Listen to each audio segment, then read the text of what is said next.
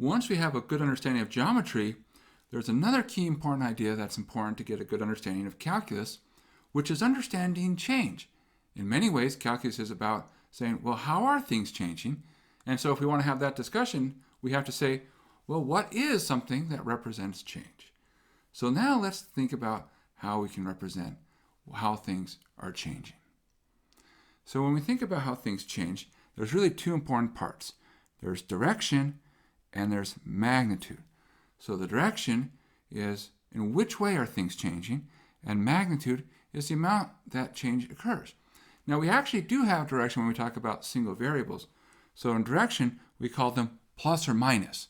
So a plus says I was increasing in a certain way. So plus usually is associated with going to the right, and a minus is associated with going to the left. So there was a direction involved with numbers. Now, what happens in higher dimensions? Well, we're going to introduce something called vectors. And we represent vectors pictorially by these arrows, because we can say, well, look, I need to have a direction and I need to have a magnitude. So the magnitude is reflected in the length of the arrows, and then the direction we can say, well, which way is the arrow pointing? So now we have lots of vectors. Now remember that vectors are representing change. So here, for example, is a little bit of a vector, and you can say, well, look, this is a change. What do I have? Well, I'm going from my start to the end. And so what I'm talking about the change, I'm saying, what's the difference?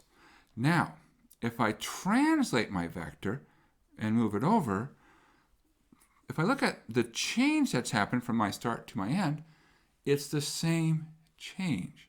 And therefore, it's the same vector. In other words, vectors are not tied to location. So as I move this vector around, if I do it in some nice fashion, it's still the same vector.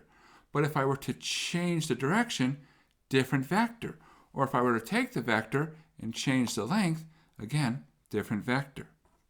So we have to keep that in mind. Vectors are not tied to a specific location. Rather, they're really saying, how am I changing? And of course, you can have the same change anywhere that you want. So if you look at these collection of arrows, you'll notice certain things. For instance, these two right here are actually the same vector. They represent the same vector because they have the same direction and they have the same magnitude. On the other hand, you might say, well, compare it to this one over here. That has the same direction, but it has a different magnitude. And therefore, it's not the same vector. So remember, if we're the same vector, same direction, same magnitude. And it's important. Oftentimes when we think about vectors, we always say, what's true about a vector? Well, it has a magnitude and a direction. So if I could figure out what's the magnitude and what's the direction, I know the vector. And of course, the other way around as well. All right, well, so what are things we can do with vectors? So let's think about it. The first thing we can talk about is scaling. And that's actually a fairly intuitive idea. The idea of scaling is let's change the length. So how do we do it?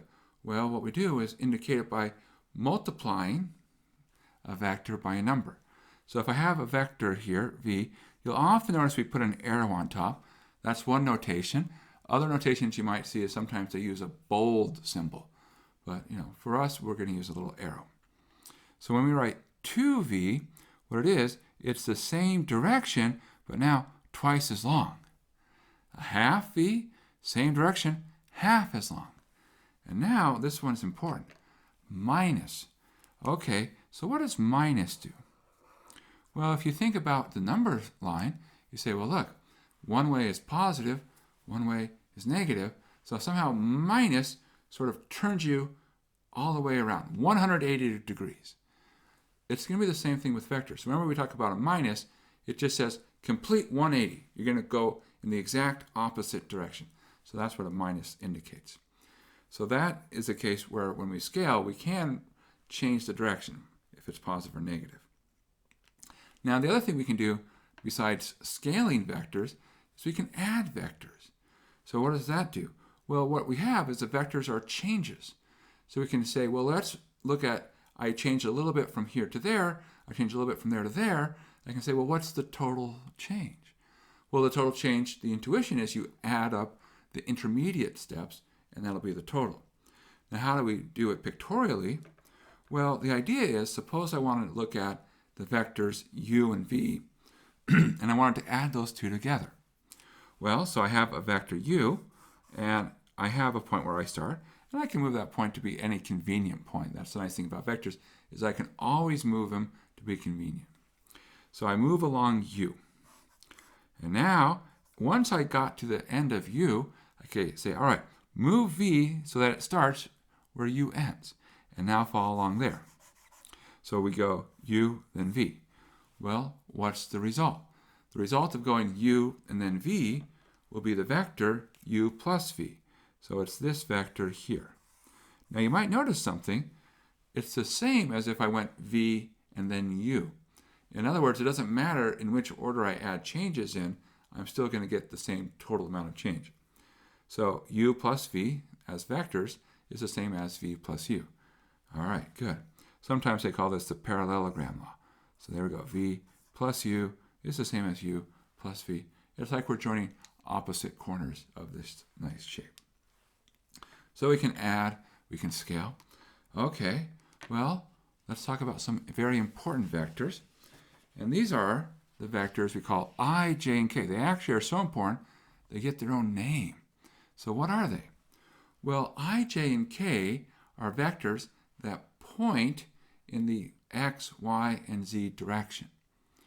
So the way you should think about it is if you come and you have your coordinate system, even though normally we say, look, vectors aren't tied to any particular point, let's just say for convenience, let's put our vectors for right now at the origin. So the vector for I would be, if you started it at the origin, it would move in the positive x direction and would go one unit of length. Length 1. So that's what I would do. J would do the similar thing, except it goes in the positive y direction. And finally, K, a very similar process, but it goes in the positive z direction. So we can make vectors that point in the directions of x, y, and z. That's not so surprising. Now, why are they special? Why are they nice? Well, in some sense, we say, look, arrows, they're fun. It's fun to draw arrows, but we really want to get to a point where we can start working with numbers, because then we have algebra. We can start doing things like adding, scaling, multiplying. We love working with numbers. So we'd like to figure out a way to translate a vector and represent it by numbers. And here's the great idea. We say, well, look, suppose I have the following. I have a vector that goes from some point A and ends at some point B.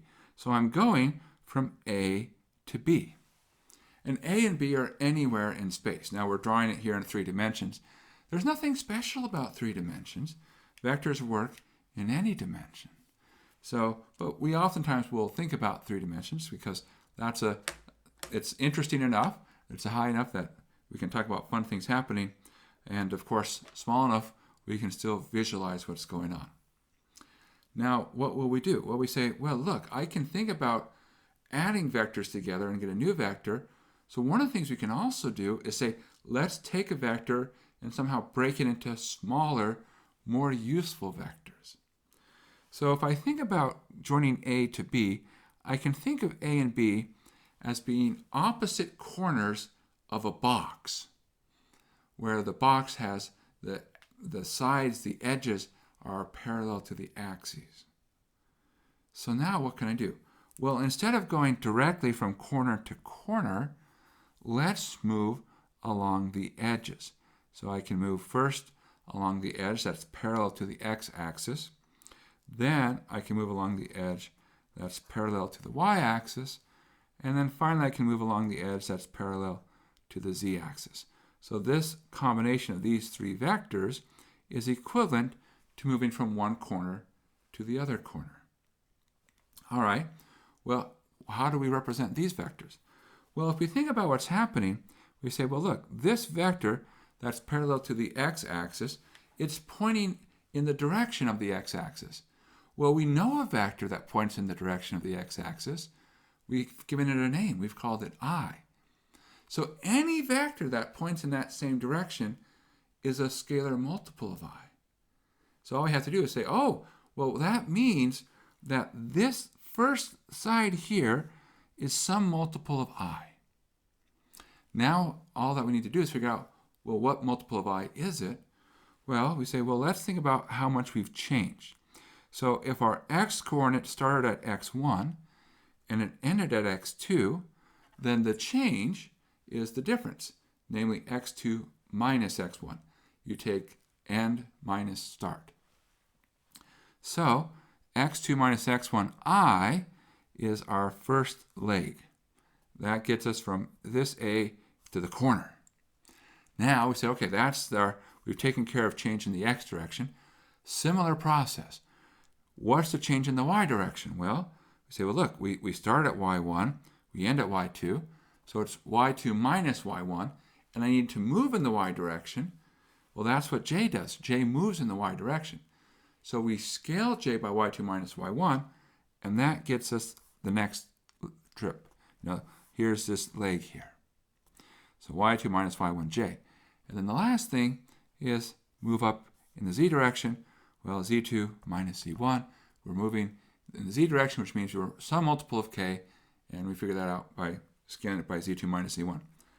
By the way, you might notice we were very careful where we said, look, I, j, and k, they all have length 1, which is why it works so well. If they didn't have length 1, we couldn't just say, oh, let's scale it by some amount. We have to say, well, be careful. I, j, and k have their own lengths, but no. They have length 1. And in fact, we're going to talk about vectors with length 1, but spoiler alert, when we have vectors with length 1, we like to think of those as being vectors which are direction. So they're pointing in the direction that things should go.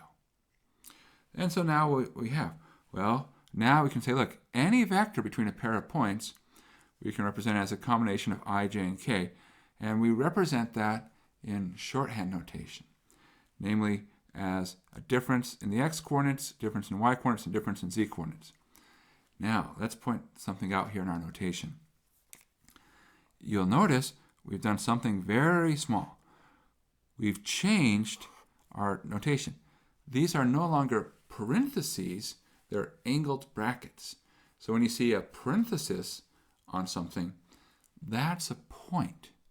When you see these angled brackets, that's going to be a vector. And they're different objects, so you have to be careful. But of course, they are not terribly far off. They're connected because one is about location, one is about changing.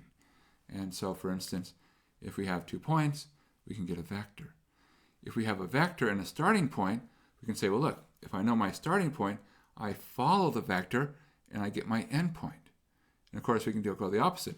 If I have a vector in my end point, I can run it backward and I can get my starting point. All right, good. Now, on a side note, this is called component form. So if you ever hear something referred to as component form, that just means that we're listing it as numbers. Sometimes you'll see things listed as combinations of I, j, k. Sometimes you'll see them as some list of numbers. Be able to go back and forth. Because they both represent vectors, they just do it in slightly different notation. We don't want to be in the situation where it's like, I have to have things presented in exactly a certain way, because different people use different notation. We want to be flexible and we want to be able to adapt, because that gives us power. The more adaptable we are, the better we'll be able to adapt to new situations. All right. Now, here we've gone and we said, look, vectors now are sets of changes, small individual changes in each of our cardinal directions. So let's go back to what we were talking about. So when we talked about vectors, we said, hey, we can scale and we can add. And we talked about them in terms of arrows. Make the arrow longer or make the arrow shorter, or put the arrows one after another, chain them together. That's how we scaled and that's how we added. Now when we scale, it's very simple. So the scale says I'm going to multiply my vector by some constant, and the result is multiply each individual entry by that constant. So if I want to double my amount of change, I double my change in each direction. If I want to add changes, what do? I say, all right, add the changes in each direction. So if I have a vector A, B, C, and D, E, F, it works A plus D, comma B plus E, C plus F. So this makes sense. If I want to know my total change, I say, well, what's my total change in X? What's my total change in Y? What's my total change in Z? And that helps me figure it out. So it's very intuitive. And indeed, this is a mantra that we're going to see over and over again, namely, work entry by entry. And if we can remember that, we'll get pretty far. Now, what about magnitude? Now, magnitude of a vector, if we think about an arrow, we just say, well, hey, fine, let's go pull out our tape measure, and we measure it, and that's going to be the magnitude. But what if it's just numbers? Well, that's not so bad. We think of it, all right, a vector represents a change. And one of the things we can do is we can say, well, let's just move our vector to a convenient location. So what we can do is we can move our vector, for instance, so that it has its start at the origin. This is something that we'll frequently do when we think about moving back and forth between a vector and a location. It says, well, let's just take our vector and we'll take the start and move the start to the origin and sort of like nail it down so that it always has to start at the origin. So if we do that, we say, well, look, there's our vector, and what happens if I'm starting from the origin, 0, 0, 0, well, it's going to end up at the point A, B, C. And so I can think about the length of the vector as going from 0, 0, 0 out to A, B, C. And so I say, well, that's easy. I use the distance formula. It's the square root of A minus 0 squared, B minus 0 squared, C minus 0 squared. In fact, it really doesn't matter that we start at the origin if you think about the distance formula. The distance formula is all about changes in length. Okay, change in x squared, change in y squared, change in z squared. So now we have a way to measure length. There's a little comment here that says, hey, look at what we've used here. We've used something that looks like an absolute value sign, a single bar. Now, I will tell you that that's not the only notation you'll see. Some books like to use double bars on both sides. But in some sense, absolute value is not a terrible way to think about it. If we think about what absolute value means, some people like to say, well, absolute value means just make everything positive. We're all optimists now. It's happy days, happy days. But that's not quite what the absolute value is meant to be. The absolute value is always about measuring distance. And in particular, it's saying, what's your distance between two objects? So if you're talking about the absolute value of two things being subtracted, what's the distance between them? If you just talk about one thing, it's really what's the distance to 0. So when you see an absolute value sign being used somewhere in mathematics, almost always what's happening is that there's a distance being involved. So that's what you should think of. If you see absolute value, think distance. All right, well, let's talk about some special vectors. Now, one of the things that we're going to use is direction. Direction is going to be very important. In some sense, we might say also orientation. So how do we represent direction? Well, what we can think of is we say, well, look, vectors have direction and magnitude. Let's somehow take magnitude out of the equation. The easiest way to do that is to say, well, let's just make the magnitude very, very simple. And the simplest magnitude is magnitude 1. So any vector which has length 1 is called a unit vector. So that's what we see. Unit vector has length 1. Now, it's not so surprising when we think of a unit vector because we have other words like unit circle. That's a circle with radius 1. Unicycle. That's something which has just one tire on it. Unibrow. Somebody who has a very eyebrow that goes from all the way across. And unicorn is when you only have one piece of corn. So, whenever you see the word unit, of course we think 1. So that gives it away what it is. It's a vector which has length 1. So if we're ever asking for direction, we should be thinking of there's a vector, and oftentimes we think probably a unit vector floating around in the background. Now, there is one special exceptional vector, which is called the zero vector. Now, the zero vector kind of gives it away what it is. So, namely, if we're thinking about vectors as representing change, the zero vector would be the vector that has no change. And so, in other words, it's the vector where you start and stop at the same point. Nothing happened. No movement occurred. And what's the direction?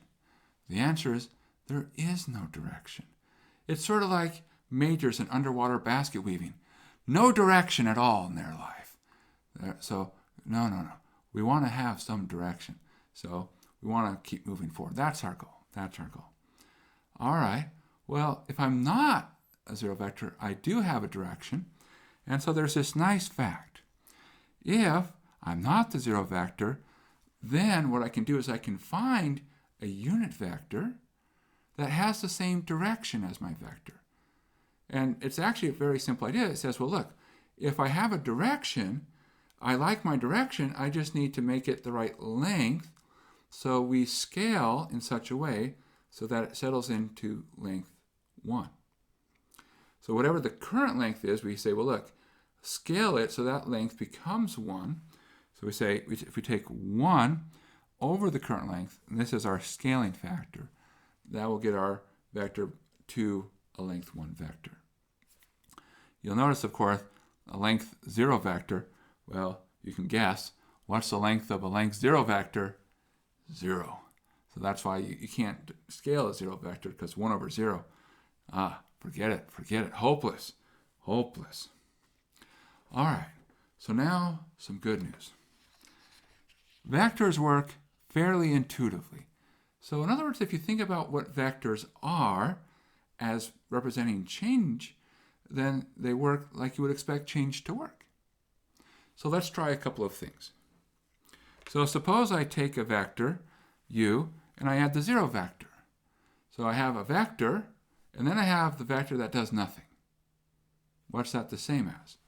Well, the answer is it's the same as if I only did u.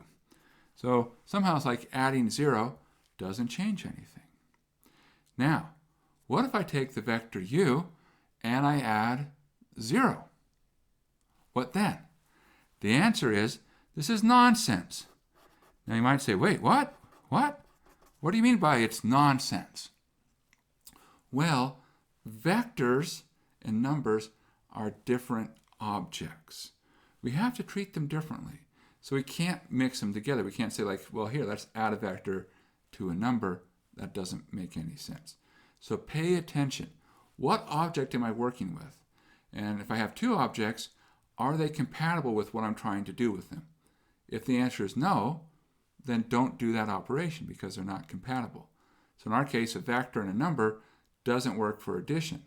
But we do see cases where you can say, well, a vector and a number works for scaling, and there it makes sense. So be careful, be the right amount of careful. So how about the next one? If I take any vector and I scale it by 0, what will I do? Well, what will be my net change? The net change will be 0, and therefore I'm going to end up with the 0 vector. If I scale my vector by 1, well, whatever my change was before, it's still my change. My direction, still the same direction, and therefore it's still the vector. Well, how about if I take a vector and I subtract a vector? Now, of course, what does it mean to subtract a vector? What it says is whatever your vector is, flip it and then add. So if I have u, minus u goes back. So if u goes forward, minus u comes back. So then u and minus u, what's the net effect? Well, wherever I started, I'm back to where I started. Nothing changed. There was no change. And when we talk no change, we mean 0. Good. Well, what if I multiply a plus b times the vector u? Well, you can imagine that you're allowed to distribute because, well, it works. It's a times u plus b times u. And similar idea, if I take a scalar times two vectors being added together, I can distribute through. So that's a times u plus b times v. Now, what if I take the magnitude of a times the vector u? So magnitude, or if you like, the length. Well, the answer is we can really break this up in a nice way. It's the magnitude of a times the magnitude of u. This is a very easy property to check if you think about things working in component form. Now, the last thing we want to talk about for this session is this notion of midpoint. So when we talk about midpoint, well, it kind of gives away what we're talking about. We see the word mid, so that should be the middle point. So pictorially, we say, well, look, there's this point, x1, y1, z1. Then over here, there's another point, x2, y2, z2. And what we want to find is we want to find the halfway point, the point that's right in the middle.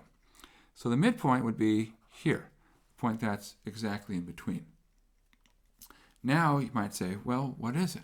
Here's the formula, x1 plus x2 over 2, y1 plus y2 over 2, z1 plus z2 over 2. So in other words, we can add the x coordinates divided by 2, add the y coordinates divided by 2, and add the z coordinates divided by 2. And you are probably going to think, oh, that makes perfect sense, because we just add the points together and divide by 2. Except we can't add points. Adding points is not an operation that makes sense geometrically. When I talk about the phrase make sense geometrically, what I mean is that there's nothing about the space that says adding points works. Somehow, if you have a coordinate system, you can say, well, okay, I'm allowed to do that. But when we talk about geometry, we have to do things which are independent of coordinate systems. Anything that depends on coordinate systems is not something with a good, firm geometrical basis. And it's something that we should avoid. So we shouldn't think about this as being, oh, let's add points together and divide by 2. So what should we think about it as? And how is it connected to vectors? Well, what we think about is, well, let's talk about our change. So, for instance, we can say if I start at my point x1, y1, z1, and I go to x2, y2, z2, what that would be a vector, and we can actually write down what the vector is. It would be the point where we take the difference in the x coordinates, x2 minus x1, difference in the y coordinates, y2, whoops, minus, there we go, y1, and z2 minus z1. So that's the vector that goes from our initial point to our terminal point. Now, we say, okay, what if I wanted to get to the midpoint? Well, if I want to get to the midpoint, that says I only want to go half the distance. Ah, all right. So, an idea. If I want to go half the distance, I take my original vector and I scale it by half. So, we can say, look, this vector that starts at x1, y1, z1 and goes to the midpoint will be half of our original vector that we just talked about. And we can talk about that scaling. All right, good. Well, now what? Well, once we have a vector, which is a change, and we have a starting point, we can put that information together and we can figure out where our endpoint is. Because vectors tell us how we go between points, and once we know where to start, we will know where we end. So, for instance, what can we say? Well, we can say if we start at x1 and we move by 1/2, and remember, this half will go all the way through into each one of the 3 terms. Where we'll end up, well, we'll end up at x1 plus the change, 1/2 x2 minus x1. In the y coordinate, we'll start at y1, and where will we end up? Well, we have to add the change, 1/2 y2 minus y1. And finally, in the last coordinate, we start at z1, and we go by our change. So the last thing we have is z1 plus 1/2 z2 minus z1. And now if you simplify, you'll see some nice things happen. You have a half x2, then you have x1 minus a half x1, so it's a half of x1 and a half of x2, which gives us x1 plus x2 over 2. And similar in the other coordinates. So that's how we can justify the midpoint formula. Not by adding points and divide by 2, but by saying, let's look at our change and say, oh, now let's scale our change by a proper amount. So if we start looking at things in terms of, okay, how about we think about it in terms of change? What does this represent then? We'll start adding more power to our geometrical thinking, and we'll be able to solve even more problems. And isn't that great, being able to solve more problems? Well, this sounds like a good time to go and do some practice. So let's go and try out our new tool of vectors. Woohoo! Vectors! Yeah! Should be fun.